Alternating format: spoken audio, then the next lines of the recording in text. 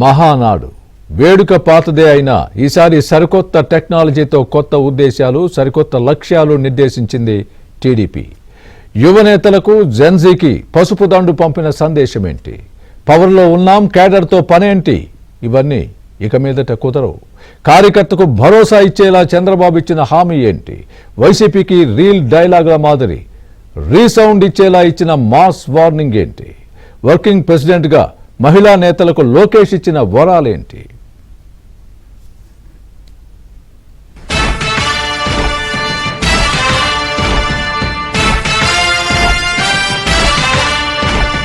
ప్రతి ఏటా తెలుగుదేశం పార్టీ నిర్వహించే 2 రోజుల వేడుక మహానాడు ఫస్ట్ డే వైభవంగా ప్రారంభమైంది. టీడీపీ కేంద్ర కార్యాలయంలో పొలిట్ బ్యూరో సభ్యులు, రాష్ట్ర, జాతీయ కార్యవర్గ సభ్యులతో మహానాడు నిర్వహించారు. టీడీపీ పతాకాన్ని ఆవిష్కరించారు పార్టీ అధినేత ముఖ్యమంత్రి చంద్రబాబు. దివంగత ఎన్టీఆర్ విగ్రహానికి చంద్రబాబు, ఏపీ టీడీపీ అధ్యక్షుడు పల్లాతో పాటు మంత్రి లోకేష్, పొలిట్ బ్యూరో సభ్యులంతా వరుసగా నివాళులర్పించారు. ఏపీలోని 1875 క్లస్టర్లలో ఎంపీలు, ఎమ్మెల్యేలు, ఎమ్మెల్సీలు, పార్టీ గ్రామ, నియోజకవర్గ, మండల కమిటీల సభ్యులు వర్చువల్ గా పాల్గొన్నారు.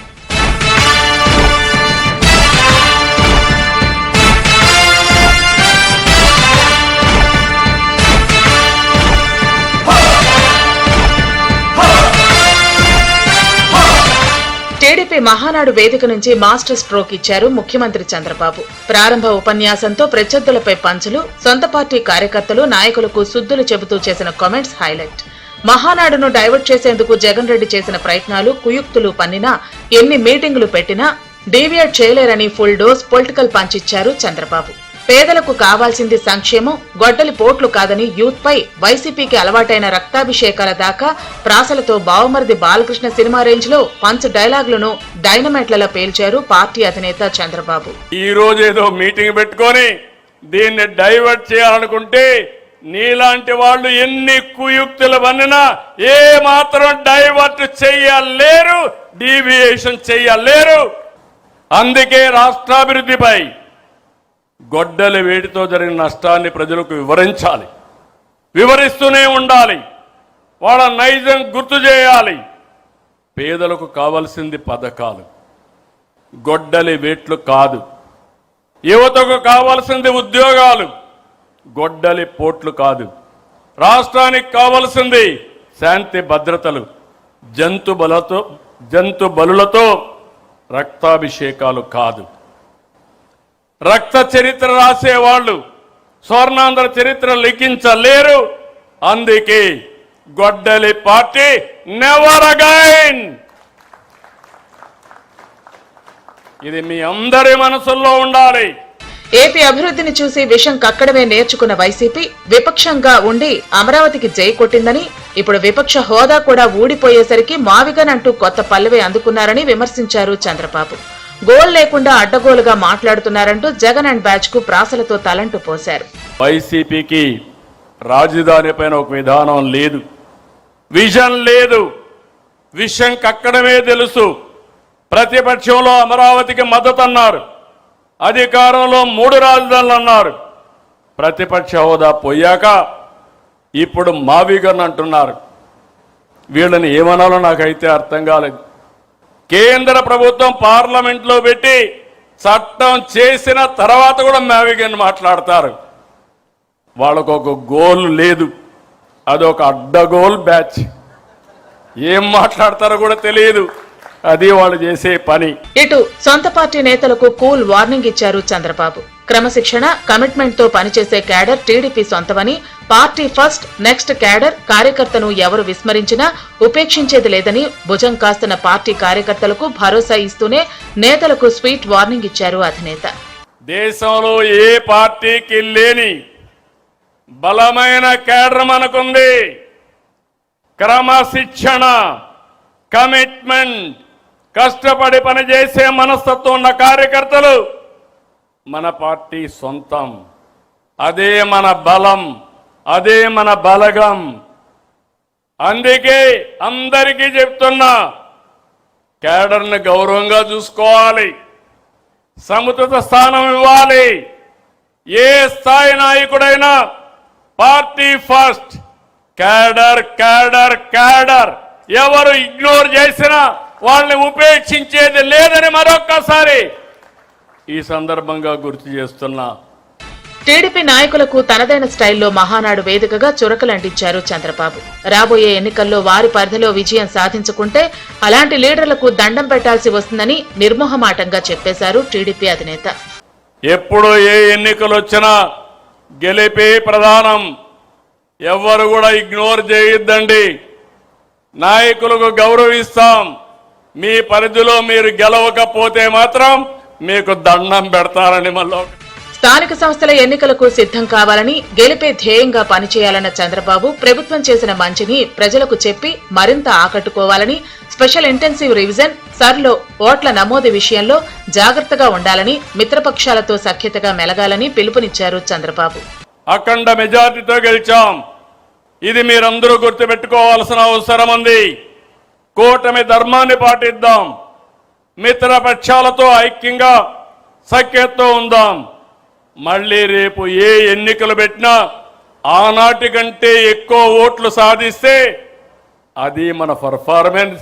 తక్కువ వస్తే ఎక్కడో లోపం జరిగింది, ఆ లోపాన్ని కరెక్ట్ చేసుకోవాల్సిన అవసరం ఉంది. ఇంకొక పక్కన పార్ట్ టైం పాలిటిక్స్ వద్దు, అహంకారం వద్దు, ఎగోలకు పోవద్దు.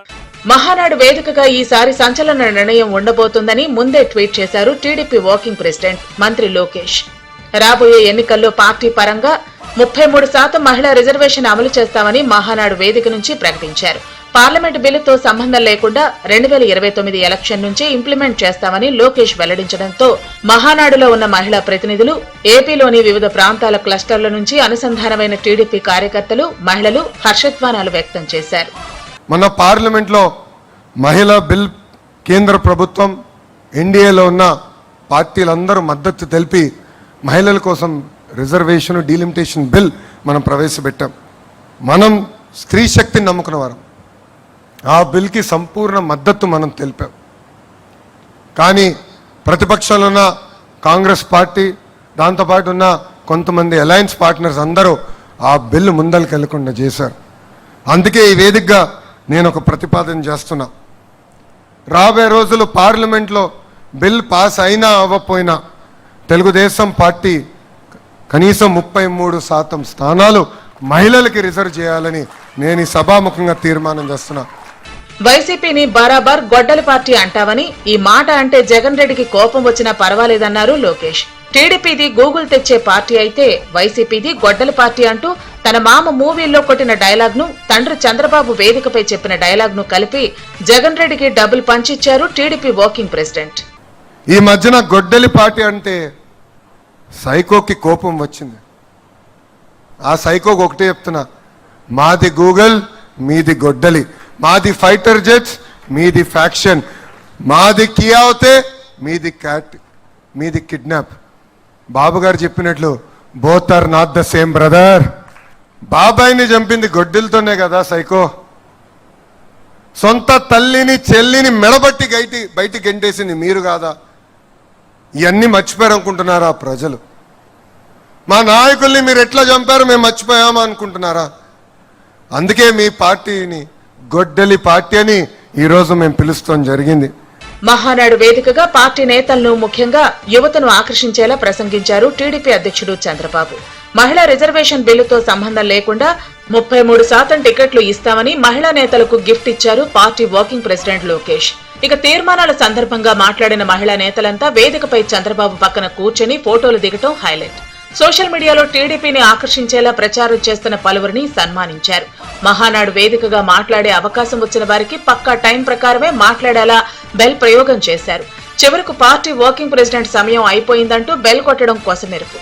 వెంటనే ప్రసంగం ముగించేసి పార్టీ అధినేత తండ్రి చంద్రబాబు పాదాలకు నమస్కరించారు వర్కింగ్ ప్రెసిడెంట్ నారా లోకేష్.